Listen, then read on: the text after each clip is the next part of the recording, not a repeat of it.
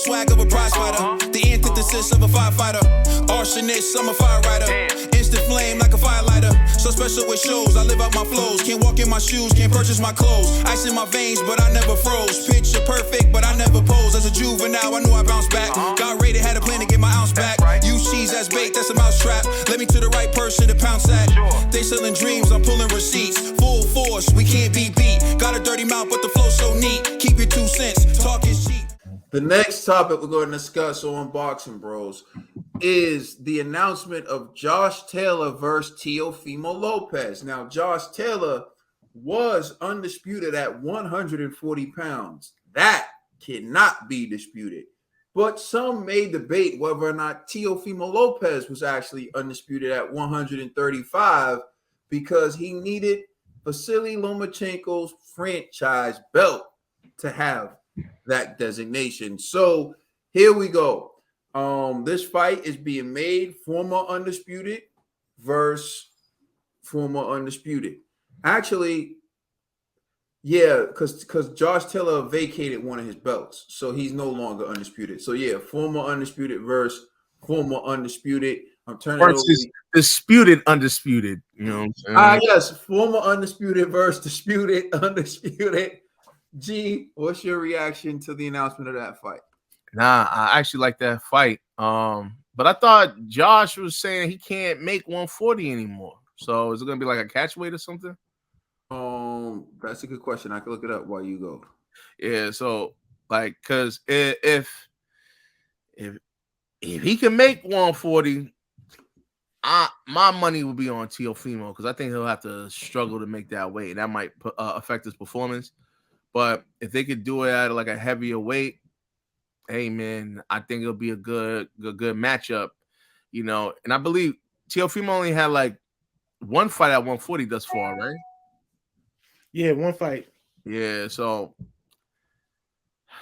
I don't know, man, but I like Teofimo, man. So I'll say this: I don't think he's gonna knock him out though. So you know, I feel like it's gonna go all the way, all 12 rounds. You know what I mean? But either which way, it's gonna be a good fight. So I want to see it. It's just I don't think either man is gonna get knocked out, and the reasons of Josh is gonna be like depleted. So I don't think he's gonna have the type of energy he's gonna need to KO Teofimo.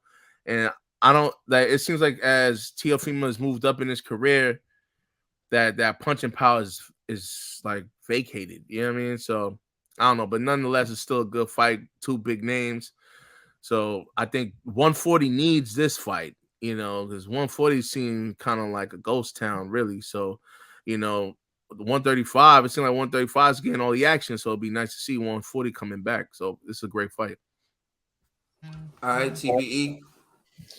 I actually like this fight. I think this is a good, like, Josh Taylor was undisputed. And I don't know why he vacated the belt.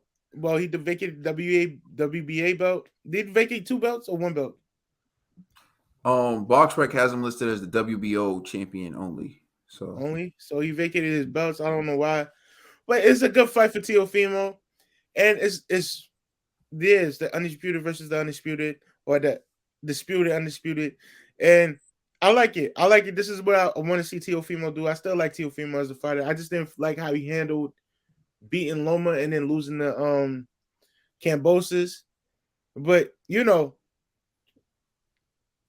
let's make it happen. It's happening. I can't wait for it. I'm excited. These are 2 talented fighters. I feel like it's gonna be a really good fight. So yeah, so he definitely is only listed as the WBO.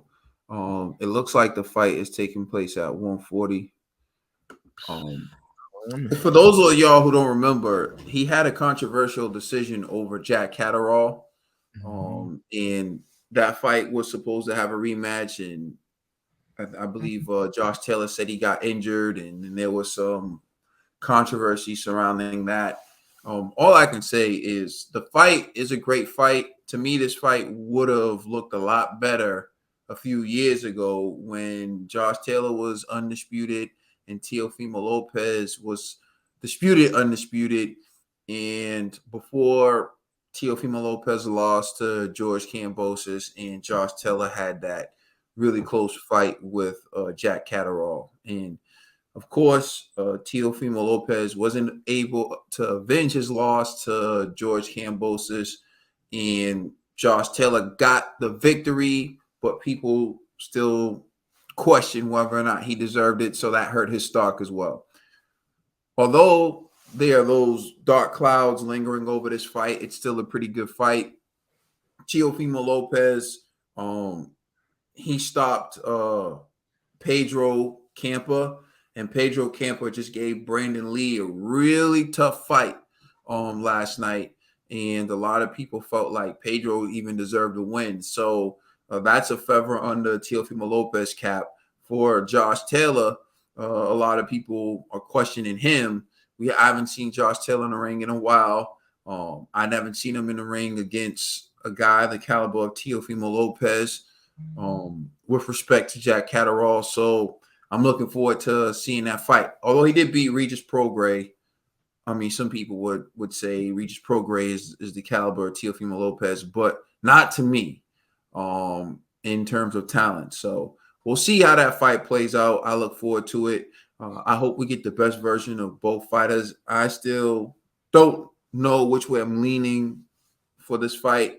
A lot of it really depends on where Josh Taylor is, and I think, it's going to be tough to know that without seeing him perform. So we'll wait and see. But in the meantime, I think this is a dope fight. Let us know how you feel about this fight in the comment section. Please like, share, and subscribe. Remember, you can listen to our podcast on all major streaming services. We are the Boxing Bros.